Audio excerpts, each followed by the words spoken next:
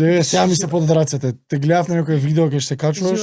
Сега више кога го спомна, јас за тоа сајот те прашам без јаже, без кондори, без ништо, зашто? Порасне еден ден керка ми ќе ме рече мамо, зашто? Не да не ти рече, јас ќе го правам исто. Керко, не сум ја тоа. Не сум јас тоа, да. Мајка ти да дојде ти каже, сега сваќаш како ми беше. Скроз. Оно што сега ми вика, ќе видиш. Тоа беше порака и поздрав до одредена група на алпинисти кои што имаа малициозни коментари за мене и за моето качување. Го направив тоа символично да им се испрати една порака затоа што еден од тие коментари беше ако беше она толку спремна со ивица, може треба да проба да се качи со фустан.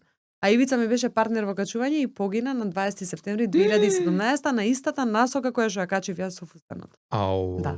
Тоа е ретко кој го знае, еве тука например можеби прв пат го они го кажува. кажуваат тоа откако? Они го кажуваат откако он почина, да, на Facebook коментари, нормално, луѓе. Да.